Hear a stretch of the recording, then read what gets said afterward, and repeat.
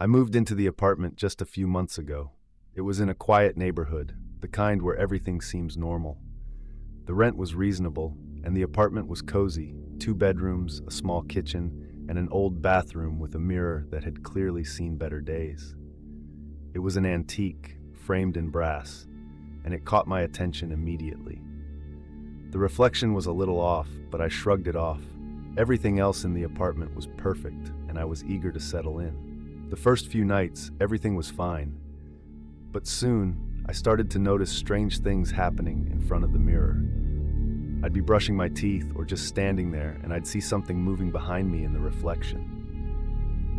At first, I thought it was just the dim lighting or my eyes playing tricks on me. But the movements started to get clearer. I'd turn around, but there was nothing. Just the empty bathroom. Then it started happening at night. I'd wake up at 3 a.m. and see the reflection in the mirror moving again. Someone standing behind me, just out of view. The shadowy figure would stay there for a few moments, then disappear the second I looked at it directly.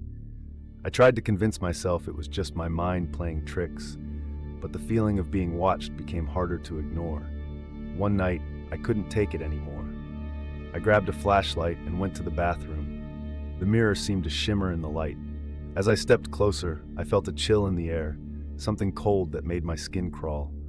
I couldn't stop staring at the reflection. Slowly, the figure reappeared behind me. It was a woman, pale, with dark, hollow eyes. Her mouth moved, but no sound came out. I spun around, heart racing, but the bathroom was empty. I looked back at the mirror, and she was still there, staring at me. I froze, unable to look away. Her hand reached out as if she was trying to grab me. Panicked, I ran out of the bathroom, slamming the door behind me. I stayed up the rest of the night, not daring to go near that mirror again. The next morning, I decided to cover it up.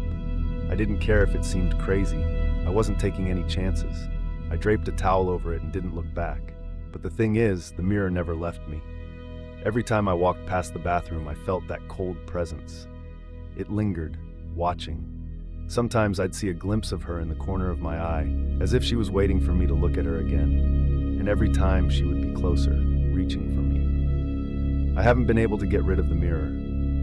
Every night at 3 a.m., I hear her whispers from the bathroom. She's still waiting. When I first moved to the city, I found a good deal on a 2-bedroom apartment. It wasn't fancy, but it was affordable. My roommate Ryan was a quiet guy, and we didn't talk much, just the occasional greeting in passing. He kept to himself, and so did I. It seemed like the perfect setup. A few months in, things started getting strange. Lights would be left on, doors unlocked, and I was sure I had turned everything off before bed. At first, I thought Ryan was just forgetful, but things started to feel off. One night, I came home late, exhausted, and went straight to bed. Around 3 a.m., I woke up to the sound of footsteps outside my door, heavy steps, pacing back and forth. I checked my phone, heart racing, and listened. The footsteps stopped right outside my door. "Ryan?" I called out, but there was no answer. The silence was unnerving. I lay there, frozen, waiting for the footsteps to move again, but they just stayed there.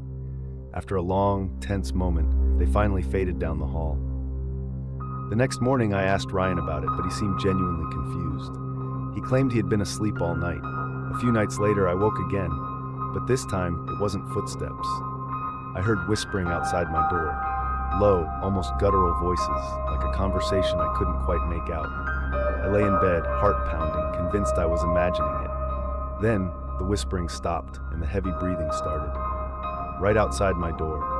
I jumped out of bed, yanked the door open, but there was nothing. The hallway was empty, silent. Ryan's door was closed, and his lights were off. The next morning, I confronted him, but Ryan swore he had nothing to do with it. He even offered to let me search his room to prove it. Reluctantly, I let it go. But a week later, things took a terrifying turn. It was late, and Ryan's door was wide open. His room was empty, and I assumed he was out for the night. I went to bed, but around 3 a.m. I heard footsteps again. This time, they weren't just pacing, they were coming straight for my door. The doorknob rattled violently like someone was trying to get in. Panicked, I grabbed a lamp and threw open the door, ready to defend myself, but no one was there. The hallway was empty, except for Ryan's door, wide open. Slowly I approached, flicking on the light.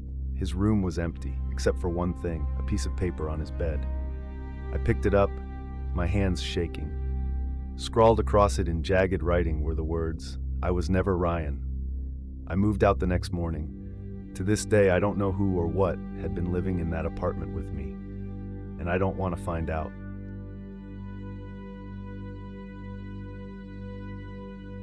When I bought the old house, I didn't care about the strange stories people told me.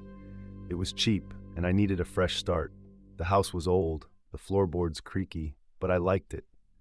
For the first few weeks, everything seemed fine. But soon I started noticing things. Tools I'd left out were gone the next morning. Doors that were closed when I went to bed would be open when I woke up. I thought it was just the house settling, or maybe I was imagining things. But then it happened. I started hearing footsteps. Every night around 3 a.m., I'd hear slow, deliberate footsteps from above. I lived in a small 2-story house, and above me was the attic. At first, I thought it was just the house creaking, but after a week of it happening every night, I couldn't ignore it anymore. The footsteps were too distinct, too heavy. Someone or something was pacing back and forth up there. One night, I decided to confront whatever it was. I grabbed a flashlight and headed for the attic. The door creaked as I opened it, and the air was cold, musty. I shone the light across the room, revealing old furniture covered in sheets and dusty boxes. There was nothing that seemed out of place, but the feeling of being watched was overwhelming. I went back downstairs, telling myself it was nothing. But that night, the footsteps came again. This time they were louder, more persistent, as if whatever it was up there knew I was listening. I couldn't take it anymore. The next night, I went back to the attic with a hammer, determined to find out what was going on. The door creaked as I pushed it open, and I shone the flashlight across the dark room.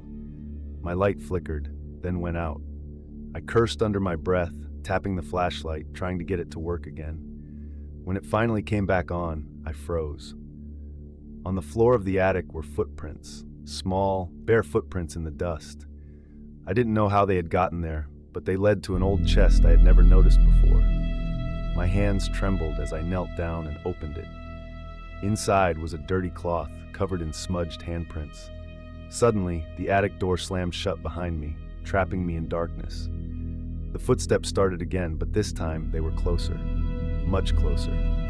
I could feel the presence behind me, like someone was standing just out of reach. My heart raced, and I spun around, but there was no one there. Panicking, I ran toward the door, pounding against it until it opened. I bolted downstairs, not stopping until I was outside. I didn't go back into the house that night, and I never returned. But every night, I still hear those footsteps. They haunt me, getting closer, as if whatever was in that attic is still looking for me.